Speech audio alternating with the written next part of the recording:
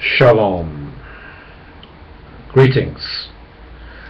I am dedicating this video to a dear brother I met about a week ago. Not in the flesh, but in spirit. David King. Greetings, my brother. This video is called Your Royal Highness. Your Royal Highness. Now, if you live under a sovereign state like we do in the UK and other lands, you have a king or a queen with their sons and daughters who have the term Your Highness, and people bow down to them. So when that phrase entered into your mind, Your Royal Highness, what came into your mind? Did you think about the true sovereign of the universe, Yahweh or Jehovah, whatever word you want to use? We're not sure of the pronunciation of that name. I know from research it's not Jehovah. There's no J in Hebrew, Greek, Latin or ancient English. Hallelujah should give you a clue. I'm not going to get pedantic on the name of the Father. In fact, in Matthew 6, the disciples asked the Messiah, teach us how to pray. He said, you should pray this way, Our Father. He would have said that in Hebrew, Avenu. Abba in Greek. Our Father. I mean, what son or daughter calls their dad by their first name? So, Your Royal Highness, did it enter into your mind when I mentioned this? The Sovereign Lord, the one God of the universe. Imagine now if a royal dignitary, king, queen, prince, daughter, was going to visit your house. What would you do? Oof! Action mode. You make sure it's clean, red carpet maybe. Get rid of stuff that might offend them. But you see, we should be the house of the God of the universe. Always, every day, cleaning ourselves up. Agreed? And we don't have to go to any building to communicate with the royal dignitary, the Father. I mean, in the USA you have Obama. I doubt if you call him Your Highness, do you? And yet he controls far more people than countries like the UK, etc., who have sovereign heads. You see, we have this delusion through religion that we have to go to a certain building or to a certain group of men to communicate with the sovereign of the universe. Now, Paul said in Acts, recorded by Luke, the Father who made the universe does not dwell in buildings made by man's hands. Oof, there's a clue for you, isn't it? The Messiah said, when you pray, don't be like the hypocrites who go in the broad ways and make long prayers. Go into your private room, shut your door, and then your Father and his Father, who looks on in secret, will hear your prayers. Messiah said in Matthew 28, the last few verses, all authority has been given to me in heaven and on earth. There's a clue, isn't there? Hebrews 1 says this, verse 1. In times long past, the Father spoke to us through prophets, but in these last days, he has communicated to us through a Son, whom he appointed heir of all things. Now the Son, the glorified man, communicates to us through his Spirit individually. The Father never ever dealt with collectives, bodies of religion. The prophets of old and the Messiah himself stood against the collective orthodoxy of their times. You and I are unique. Don't be another brick in the wall. Right? John 4:24 onwards. The woman at the well in Samaria said to Messiah, well, you choose. You say that Jerusalem is the place to worship, but we worship in this mountain, Gerizim. The Messiah said, believe me, woman, the hour is coming, and it is now already, when the true worshippers, notice that point, will worship the Father in spirit and in truth. What is truth? Pilate said that to Messiah. What is truth? Quid est veritas in Latin. What is truth? The truth is basic. Recorded in Deuteronomy 6 verse 4. Moses said to the nation of Israel, hear, O Israel, the Lord our God is one Lord. But in Hebrew, Shema Yisrael, Yahuwah Eloheinu Yahuwah Echad. Because Israel was surrounded by a pantheon of nations and a pantheon of gods. We have to get this straight, otherwise not even on the chessboard. If we confuse and mix and match that Messiah is God, forget it. Forget the Bible. There's one God. 1 Corinthians 8 verse 6 is it? To us, there's one God, the Father, and one Lord, Kyrios, Messiah. Now, this video is a bit of a ramble. I don't use notes, so let's go back to this point about your Royal Highness. You and I can be royalty, not subjugated to some kind of man-made system of royalty, but sons and daughters, as mentioned in 1 Corinthians 6, is it? That we can be sons and daughters of the Father.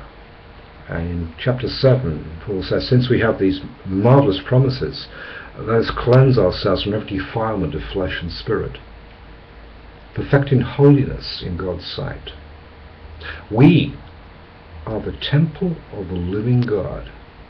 Therefore we've got to be careful of idolatry and looking to man-made religions, golden calves, whether it be Jehovah's Witnesses, jw.org, or Trinitarian golden calf. Right? Satan is far more clever than we realize.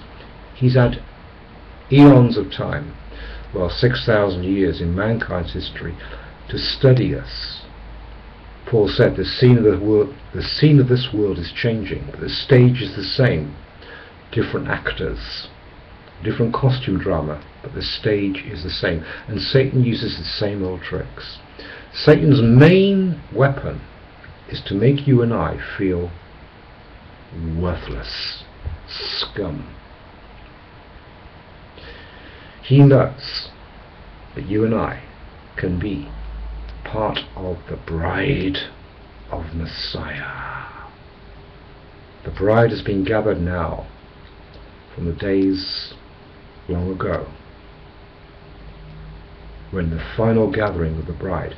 And if you're a JW, you've been deprived of this because you've been told only 144,000, now namely Jehovah's Witnesses, will go to heaven. Well, guess what, folks? No one's going to heaven or hell to be tormented. In Acts chapter 1, when the Messiah was ascending, the angels said to the men of Galilee, why are you staring into the sky? This same Messiah will come back in the the same way as he left. Gabriel said to Mary, he, Messiah, will be given the throne of David on earth. Revelation 5 verse 9 and 10. You made them, Father, to be a kingdom of priests, and they will reign as kings on the earth. JW translation says over the earth, twisting with scripture. On the earth. Messiah said many will come from all over and dine in the kingdom of the heavens, not in the heavens, of the heavens. Will dine with Abraham, Isaac and Jacob. What a party, folks. Do not be denied of your precious inheritance, to be a brother of Messiah, the firstborn of many brothers, to be one of the immortals.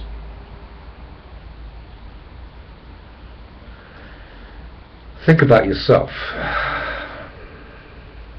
Get out of this concrete jungle, out of the authority of the prince of the air. In Ephesians 2, that Satan, who rules as the prince of the authority of the air temporarily, has clouded the minds of the unbelievers,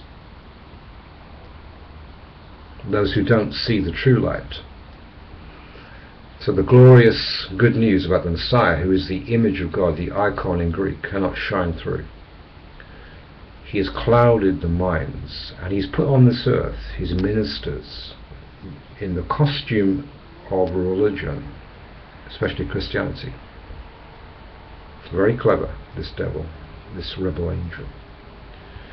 You and I have got a wonderful future. Look at your own body now. You go to sleep at night in the assurance that you're going to wake up tomorrow. Your body heals itself overnight, regenerates itself. Amazing. But we're a shadow, physically, of what we can be very soon when Messiah returns. Paul says we don't know what we will be, but we know we will be like him. Yeah? Don't let this concrete system, satanic system, dumb you down to get you into a fleshly frame of mind where you have to go to some other piece of flesh, preacher, pastor, organization, to get to the Father. No one comes to the Father, Messiah said, except through what? Except through me. I am the door, he said. John 10 says that many would become sheep stealers, hired thugs, who will make merchandise out of you. Religion is a scam. They ask for your contributions. Isaiah says, why do you people keep paying out for what is not bread? He says, the tables are full of filthy vomit. Yeah. Come, Revelation 22 is it? Drink life's water free. The Spirit and the bride say, come. Let anyone thirsting, come. Drink life's waters free. A question for you and me. This is a heck of a ramble, this video, sorry. What's the first thing we do every morning? Pause. Go on Facebook, on the internet. Okay, what about this then? When you open your eyes, when I open my eyes, why not pray? Father, thank you for giving me this precious day of life, which I don't deserve. Help me this day to do something to praise your name, like the birds sing in the morning, Father. Let me do the same, do something to help somebody, to give you glory, Father. I want to praise your name. The last psalm of the Bible, the Psalms. Let every breathing thing praise Yah. We need to sometimes just turn away from men. Isaiah says, go into your interior rooms and just communicate with the Father, the very first thing you do, and the very last thing you do at night, especially if you have a marriage mate, the last thing you should do is pray together. It cuts out demonic influence. The threefold cord mentioned in Ecclesiastes cannot be broken easily when it's you, your marriage mate, and the Father, through the Son and the Spirit. Value yourself. We are a shadow of what we will be if we remain faithful to the end, immortalized as the Son of Man now is, and he's still man. 1 Timothy 2 verse 5 says to us, right? 1 Timothy 2:5. It's a very important verse. There is one God. This is written 30 years after the death of Messiah, roughly. There's one God and one mediator between God and mankind, the man, Christ Jesus, or I prefer Yahushua HaMashiach.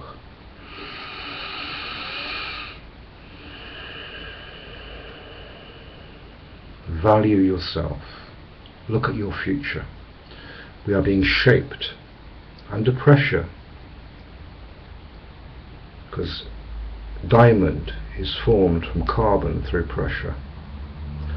Oysters make pearls through irritation. Let me read to you now Psalm 2 in conclusion. Why do the nations rage? Why do the people waste their time with futile plans? The kings of the earth prepare for battle. The rulers plot together against Yahuwah, against his anointed one. Let's break their chains, they cry. Free ourselves from this slavery. But the one who rules in heaven laughs. Yahuwah scoffs at them. Then in anger he rebukes them, terrifying them with his fierce fury. For Yahuwah declares, I have placed my chosen king on the throne in Jerusalem, my holy city. The king proclaims Yahuwah's decree. Yahuwah said to me, you are my son. Today I have become your father. Only ask. I will give you the nations as your inheritance, the ends of the earth as your possession. You'll break them with an iron rod, smash them like clay plots. Now then, you kings, you royal highnesses, if you like, act wisely. Be warned, you rulers of the earth. Serve Yahuwah with reverent fear. Rejoice with trembling. Submit to God's, Yahuwah's royal son, or he will become angry, and you'll be destroyed in the midst of your pursuits. For his anger can flare up in an instant.